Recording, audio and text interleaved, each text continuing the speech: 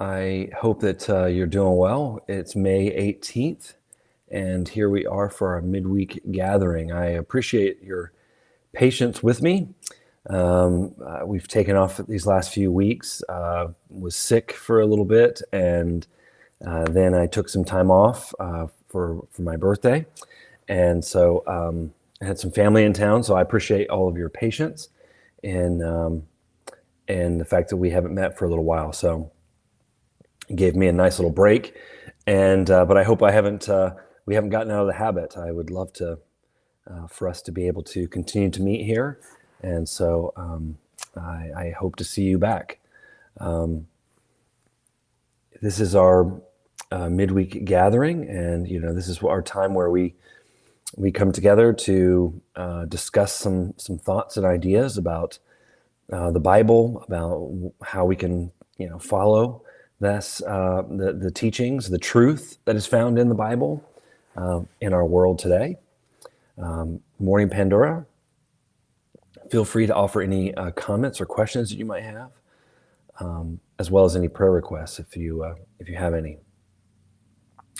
Well, I wanted to, this last week we had Sandy Mills speak, and she spoke on the idea of love.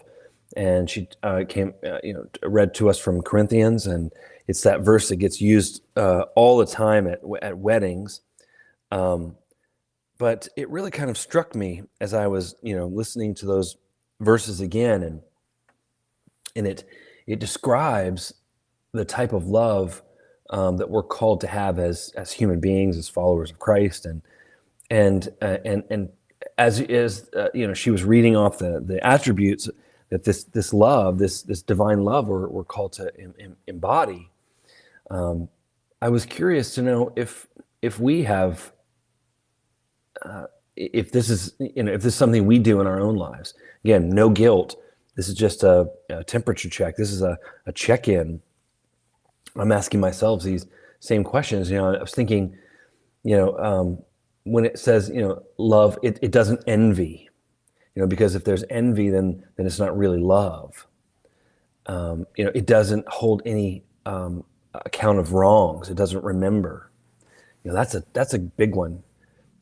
How many of us have individuals that have wronged us that we have not let go of? And if we are called to love as Jesus told us to, then at some point, now again, this is not to take into account. This does not take into account the grieving process. We are all on a process, on a journey, and so for some of us it might take a little bit longer to get to that point. But the goal is to get to that point. I have so many people, and this is just a beautiful reminder. I have to remind myself of the same thing. I've had individuals that I've talked to and who have said over the years, I'm upset, I'm angry, or I'm really, really hurt. And then I feel guilty because I shouldn't feel those. I should let it go by now, or maybe I'm mad at God. And, but then I feel guilty that I'm mad. And it's just like, for one, God doesn't get upset or, hold against us our emotions and what we go through. God can handle, our anger at times. The problem comes, and when we have anger in our own lives, anger is a natural reaction to things that happen to us sometimes. Now, what we do with that anger can cause problems. If we act out, if we lash out, that's a problem. But having anger as an emotion, it is a natural reaction, and it's okay to have that, and there's no guilt. The problem comes when we stay in that, because I don't know about you, but there are lots of times, too many to count, where I've just wanted to stay in that anger. I've wanted to use it. I wanted to hold it. I wanted to take that anger and that hurt and hit the person over the head all the time, use it against them forever. But God tells us that we have to let go of that we can't grow, we can't evolve, we can't continue to move if we're holding on to it. It drags us down. And that's what forgiveness is. It's letting go. It's not saying what was done was okay, or, but it's saying, I'm not going to carry that anymore. I'm not going to have that weigh me down. And so the same thing is, do we stay stuck in it? It's okay to be upset. It's okay to be hurt. But do we stay hurt and upset? That's when it becomes an issue. That is when it becomes a hindrance. It's keeping us from loving the way we should. And to love the way that we should means that we hold no record of the wrongs. We don't remember. We let it go. And I don't know about you, but there are so many times where I'm so thankful for God's forgiveness, where God has let go of those things that I have done and has forgotten them and doesn't bring them back and use them against me. I mean, I am so thankful for that.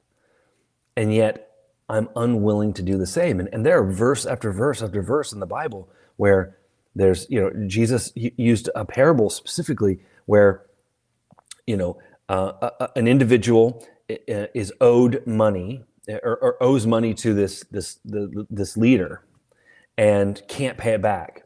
And instead of holding, which he could have done by the law, holding, his debt against him, he forgave him.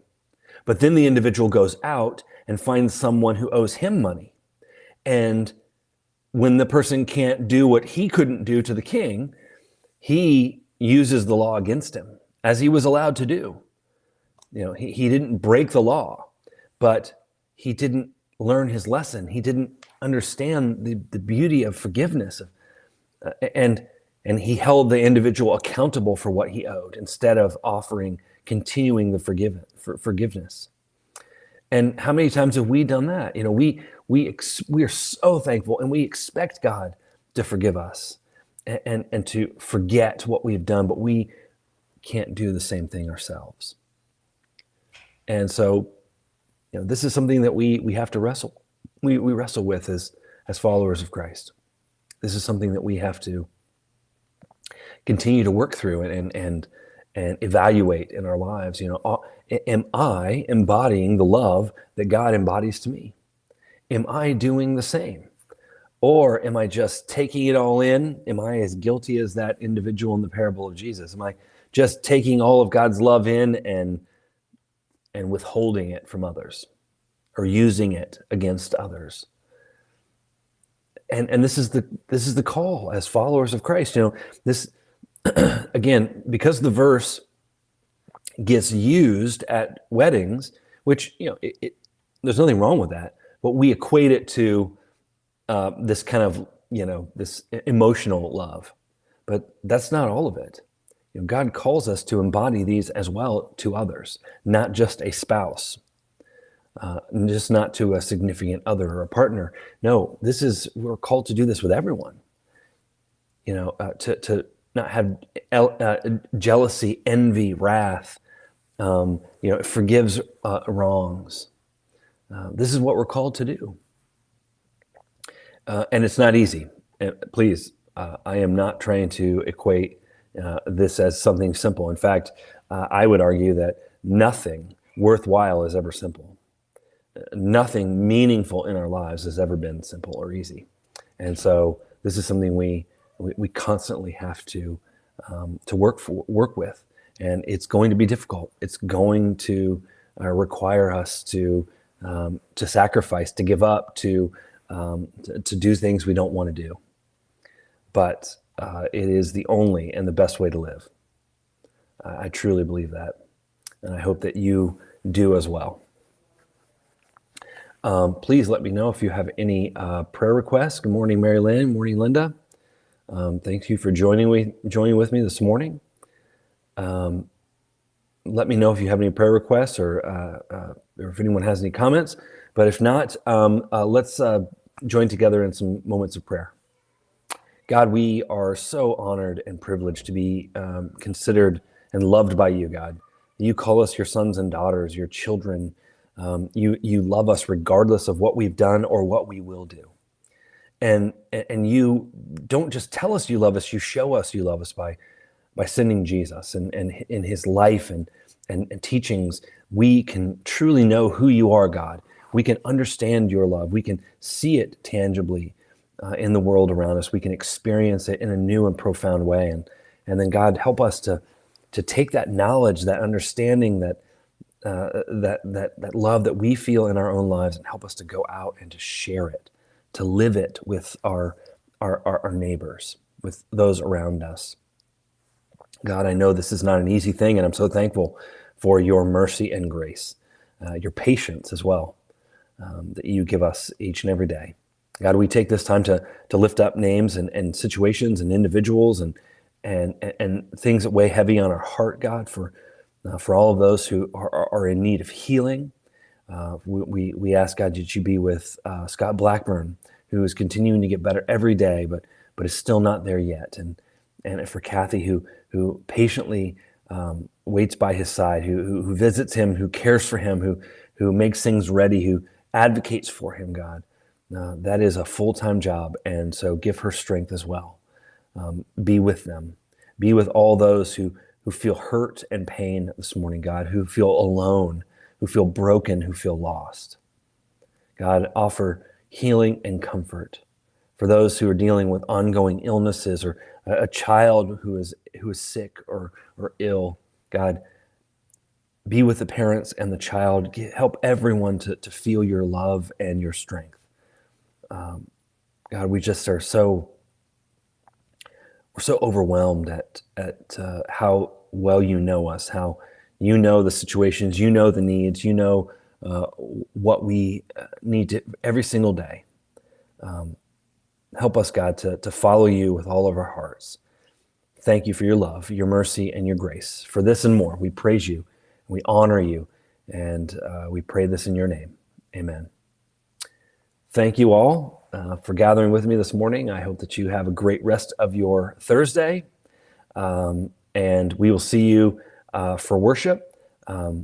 We're getting back to our sermon series, and so I hope that you're excited about what God's going to show us, and what God is doing in through the ministries of Bethesda. But have a great rest of your day, and we'll see you for worship on Sunday and right back here every Thursday. God bless.